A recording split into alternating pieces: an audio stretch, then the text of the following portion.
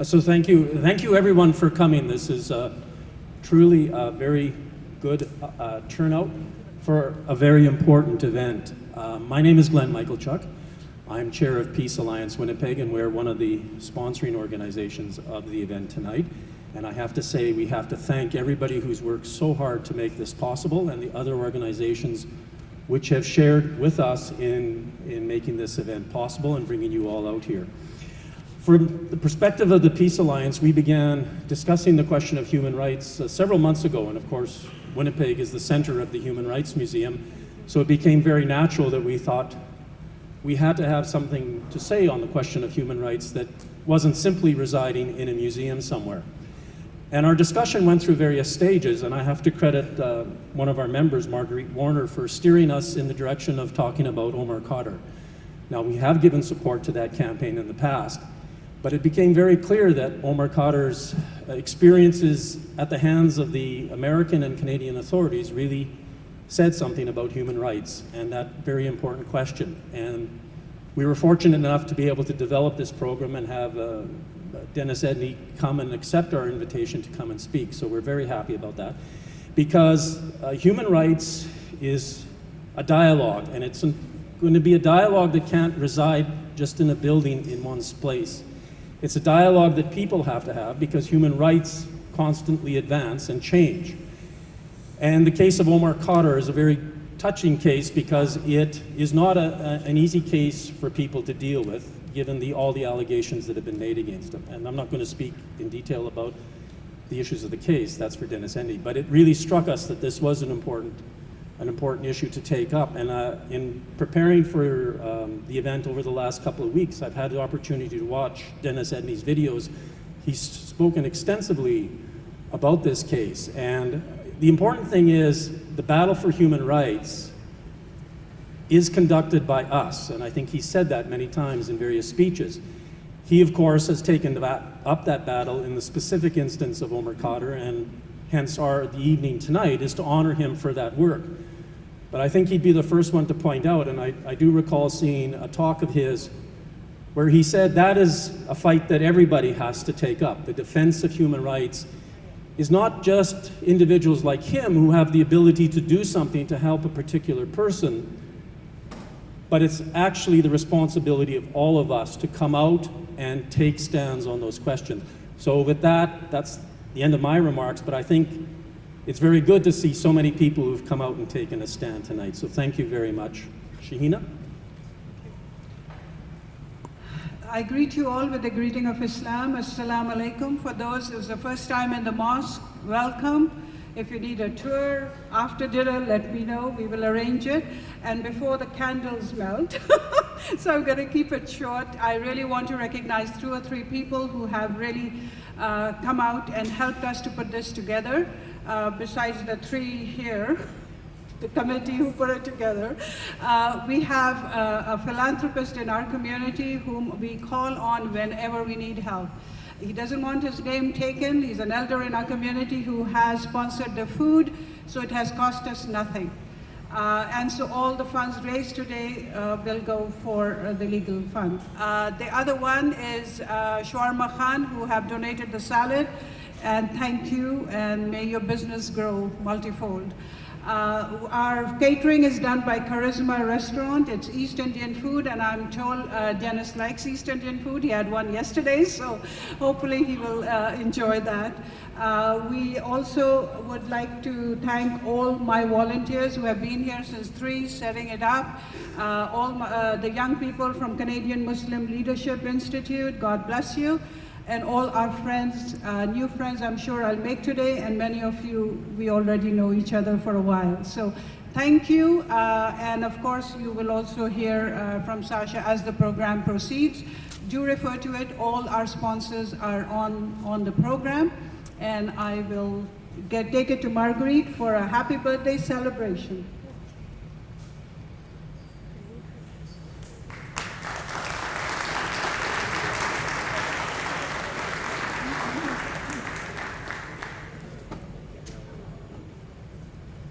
All we'd like to do today is Omar Khadr's 28th birthday. Would you believe it? Our timing is so good.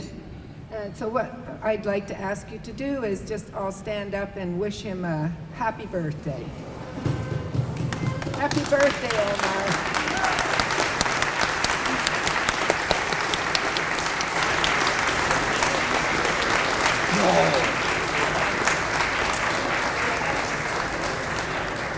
It is my privilege and honor to introduce our next speaker, Marie Rodriguez, who anytime there's spoken word on a menu or an event, I'm always very excited because I think I can do spoken word, but every time I see someone do it, I realize I can't, and I leave it up to the professionals. So if you could all please join me in welcoming Marie Rodriguez.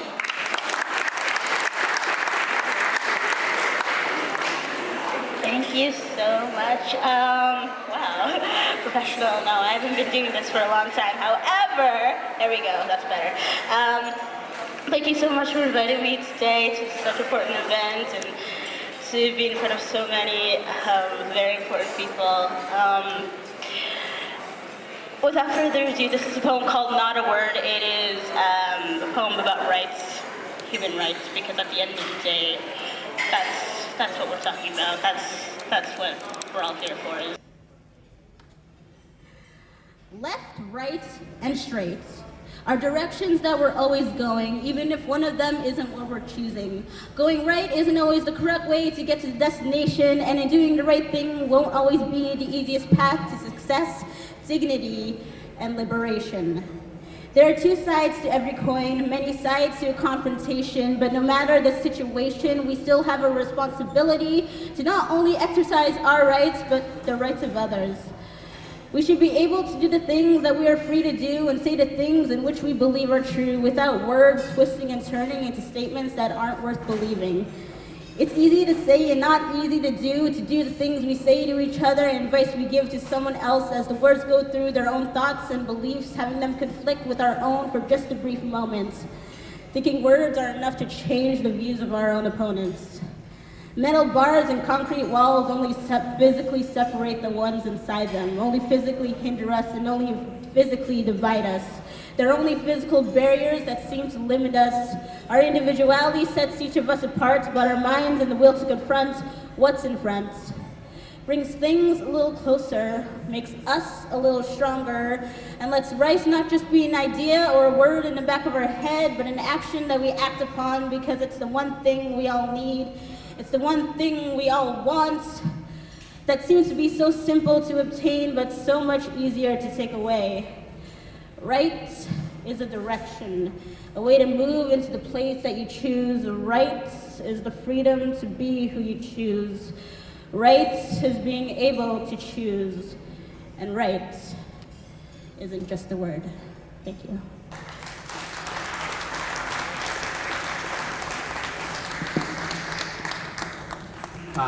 Thank you very much, Marie. That was greatly appreciated. Moving along in our agenda, again, we're now 10 minutes behind time. We're getting closer. It's now my privilege to introduce Mary Lou McFetrin, who is a professor at the University of Winnipeg Global College and a lawyer who directs the Institute for International Women's Rights at the Global College. She is also a founder of LEAF, which is the Legal Education and Action Fund. It's funny, it's an acronym that I've heard simply as LEAF ever since I've been a lawyer, and it's odd for me actually to say the full thing. Would you please all help me in welcoming Mary Lou McFetrin.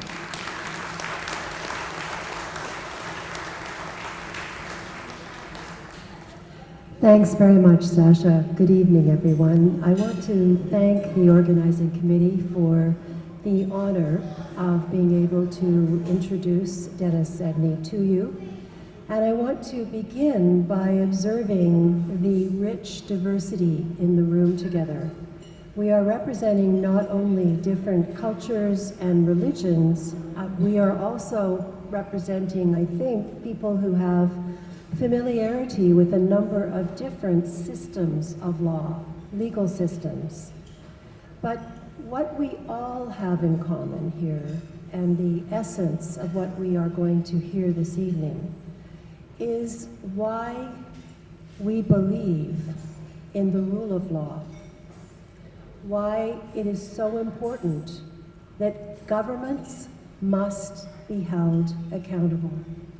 The rule of law goes back even before the Eurocentric legal tradition of the Magna Carta of 1215, but that again is the essence of the rule of law, the accountability of those who hold power, and the fact that it is not to be allowed, and there need to be systems in place to question when power is abused. We will hear much more about that from Mr. Edney, but I want to welcome on behalf of all of us here, and also to give a thank you to our local artist, Margaret Glavina, who has created an award, the Citizens Award, and the genesis of this award is also very important because these are citizens who did not wait for someone in authority to decide to create the award. This is a creation of people who have a deep understanding of justice, justice that does not need to be defined by those in power. And so if I may both introduce Dennis Edney to you and at the same time honor him with this customized sculpture.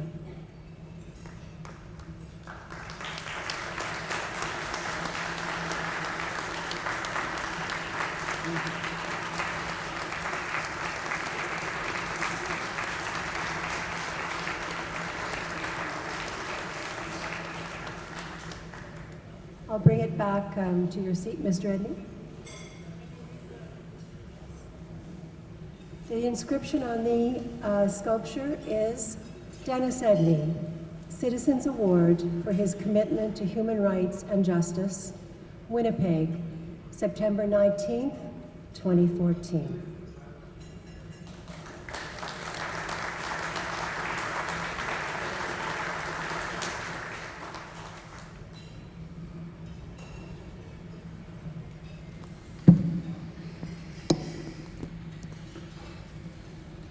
I hope you can all hear me.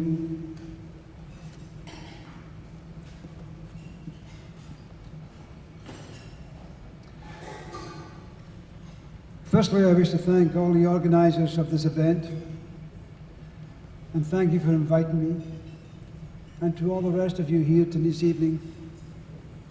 I truly appreciate your attendance on a subject matter which is very important to me. I believe the story of Omar Khadr says much about who we are. In preparing for my talk this evening, it is difficult to discuss the Omar Khadr story. I'm trying to get comfortable here.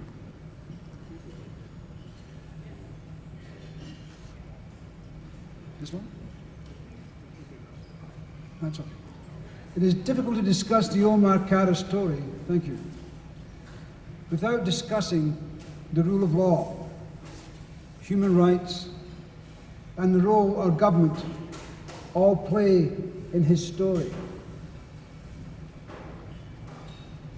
Omar's story is so extensive and complex that within the time constraints, my talk this evening cannot do it justice, because his story touches upon so many things, from the human to the inhuman, from the legal to the illegal.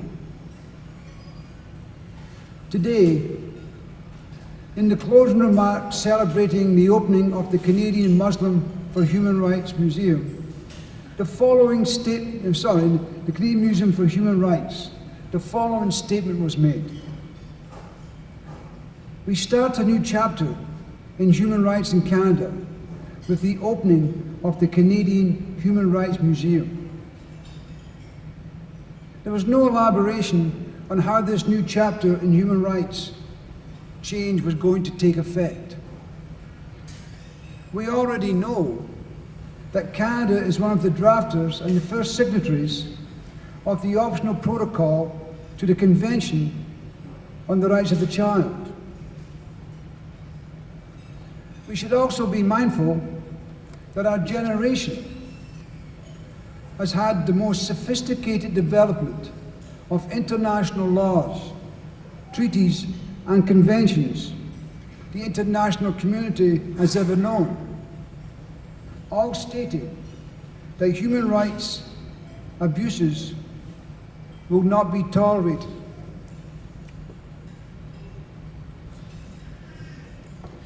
And these international instruments include the Geneva Conventions, the Convention on Torture, the Convention on the Rights of the Child, and many more, and all of them applicable to Omar Khadr, and all denied him. As a result of the international consensus reflected in the Universal Declaration of Human Rights and the Charter of the United Nations, that no one in the future would fall outside the protection of the law. This has been overridden and supplanted. As a signatory to all these international treaties, Canada has an obligation to protest when they are not being applied to one of its citizens. And yet, it has refused to uphold its human rights obligations when it comes to Omar Khadr. Canada, which once lauded the importance of the rule of law and the protection of human rights, is now responsible for undermining those very protections. Omar Khadr is believed to be the only child soldier put on trial in modern history. Canadian courts and UN experts have repeatedly called on the government to provide a remedy for the human rights violations in his case, including Omar's torture and ill treatment. But that's all been met with silence. And although the Supreme Court of Canada ruled that the US had violated the Geneva Conventions and the Convention on Torture, and that Canada had been complicit in that abuse, our federal government continues to remain intransigent in its dealings with Omar Khadr. And what does this say then about the rule of law and the fragility of our laws and their application that we assume to protect us when faced with a government determined to follow a contrary path?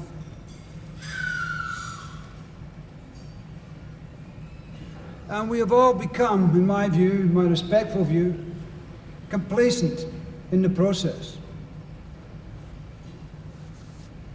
Guantanamo Bay has been called everything from an offshore concentration camp to a legal black hole. It is a complex of brutal prisons where people from all over the world have been held by a US government under incredibly inhuman conditions and incessant interrogations. In fact, over the years that I would go to Guantanamo, and the population was 800 people, many have been let go, secreted and sequestered out the back door, and there's about 170 lonely voices remaining in Guantanamo.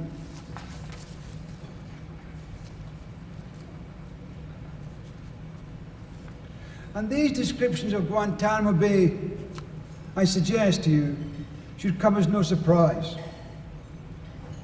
Because it was in January of 2002 that each and every one of us here saw on television the first shocking images of human beings hooded and shackled for transportation across the Atlantic, much as other human beings had been carried in slave ships 400 years earlier.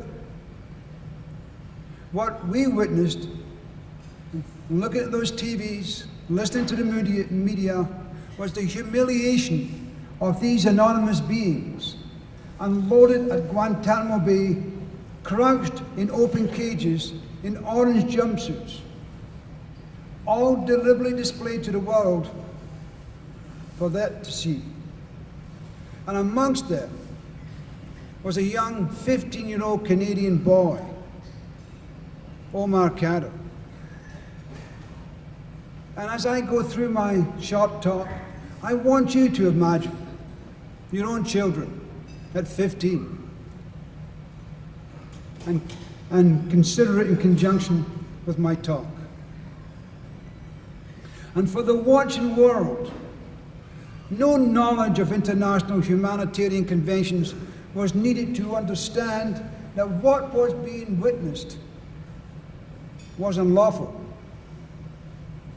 This was not a manifestation of the Geneva Conventions at work. Neither was it an act of deportation or extradition. What it was the unlawful transportation to a world outside the reach of the law and intended to remain so.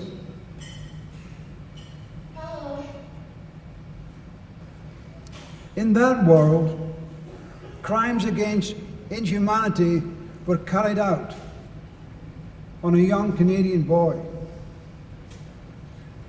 To digress for a moment, I recall being in the US Supreme Court in the landmark case of Rousseau versus Bush, fighting for the habeas rights of detainees. And Theodore Olson was the Attorney General of the United States, and he made an argument before the panel. And his argument was essentially this, that if we wish to torture, summarily execute anybody, we can do so because you have no jurisdiction over Guantanamo Bay.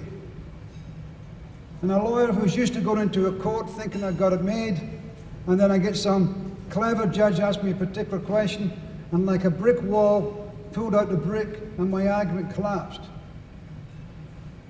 One of the judges of the panel said to Mr. Olson, if I understand you correctly, you're saying we have no jurisdiction, no control over human beings in Guantanamo Bay. Is that correct, Mr. Olson? Yes. But isn't it correct that we passed federal legislation to protect the Guantanamo iguana, which at one time Guantanamo used to be an iguana station? And Olson says yes. So you're saying then that we have control over animals, but we have no control over human beings.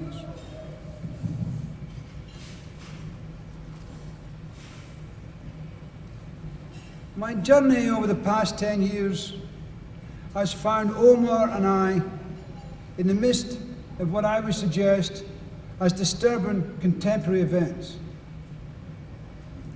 We have witnessed habeas corpus being abandoned, secret courts being created to hear secret evidence, guilt being inferred by association, torture and rendition nakedly justified, and vital international conventions consolidated in the aftermath of the Second World War, the Geneva Conventions, the Refugee Convention, the Torture Convention, and more, have been deliberately avoided or ignored under the war on terror.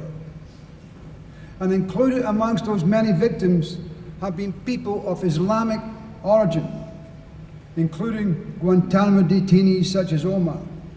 They have been lost and they have been forgotten.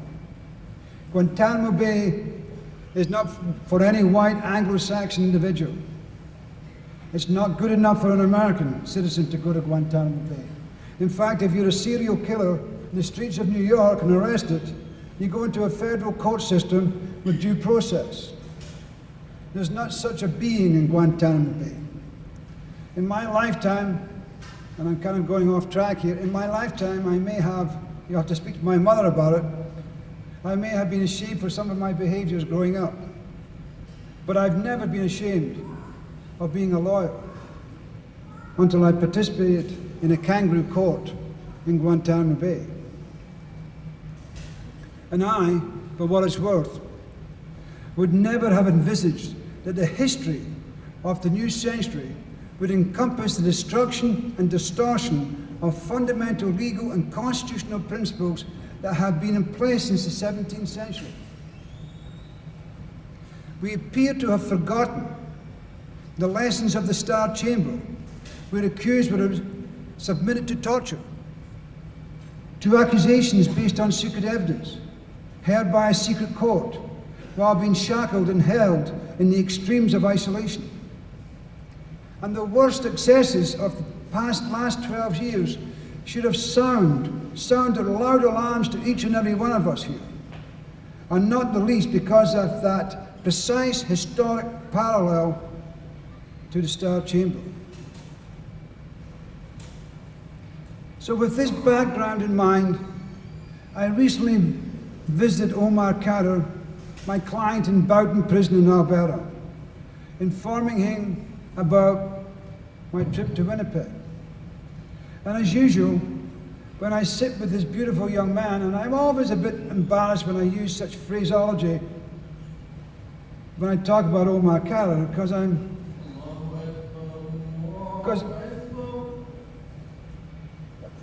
I think of myself as a tough criminal lawyer. It is difficult to reconcile the man in front of me with the journey of horror and inhumanity that he has endured over too many long years. And my recent visit with him was even more poignant, as I was aware he would be 28 years of age today. And I had watched him grow up as a boy, from a young boy to a man, while being privy to the many abuses that he suffered. I recall the first time I met him in Guantanamo. I'd arrived there excited that I was one of the very few civilian lawyers to be allowed into Guantanamo Bay. My ego was really engaged.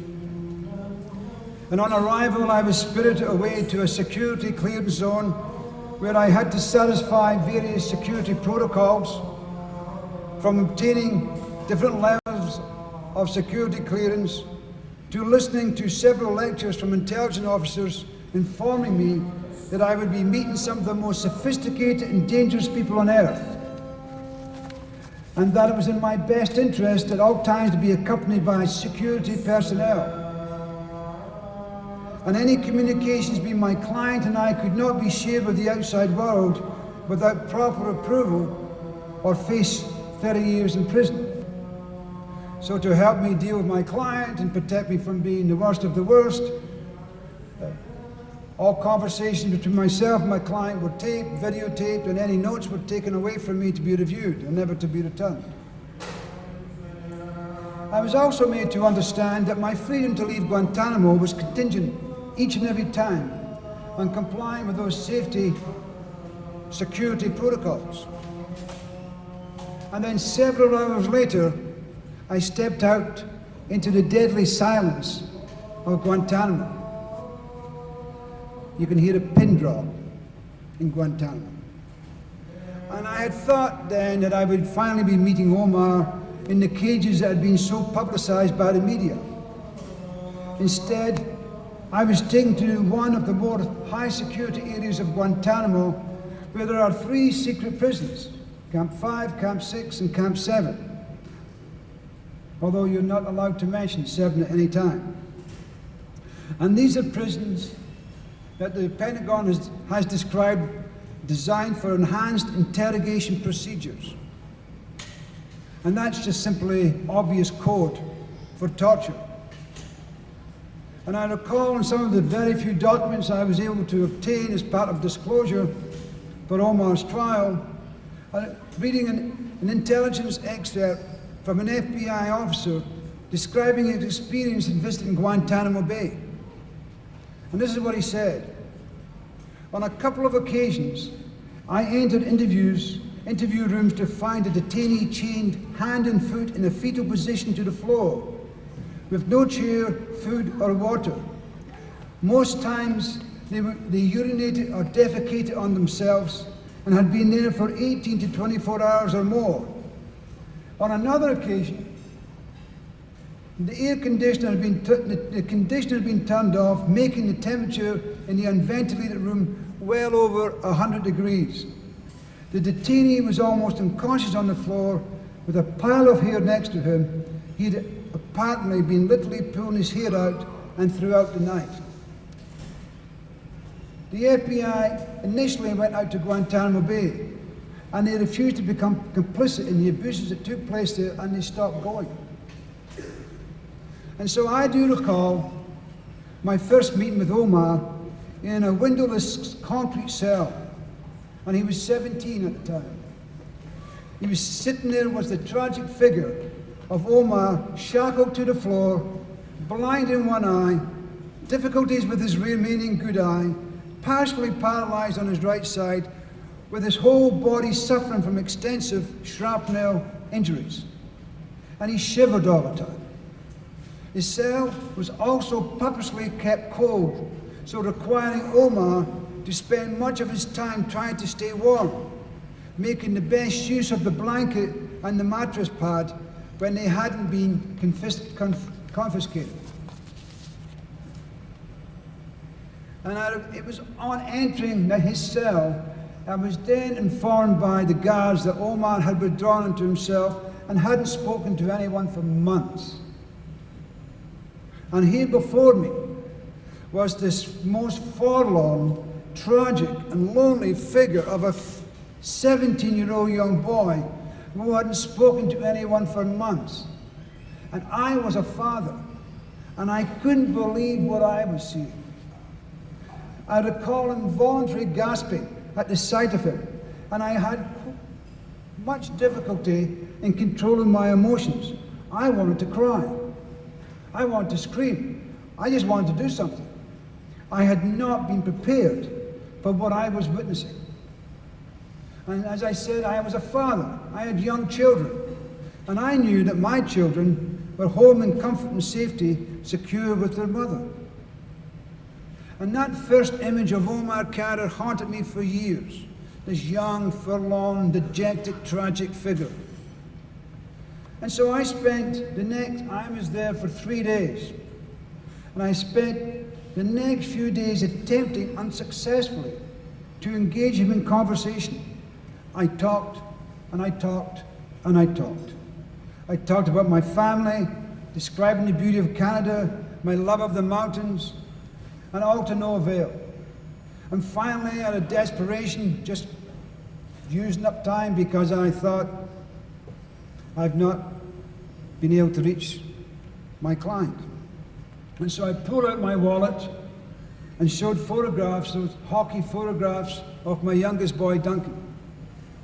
And it was at that time that he picked the card and felt it, and then we started to talk. So here was this young man struggling with a life of despair in a cell where normal light did not penetrate, stripped of all possessions and devoid of human contact. Yet he chose then to put his trust in me and believe in my message of hope. But I also remember what he said when I was leaving the next day. He said, "You'll leave me. Everyone does."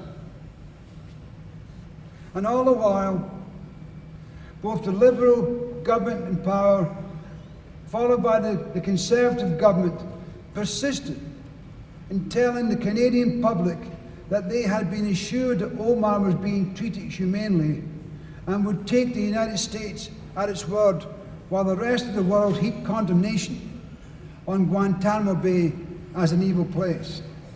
We are the only Western country, 5 minutes, we are the only Western country who has never condemned Guantanamo Bay.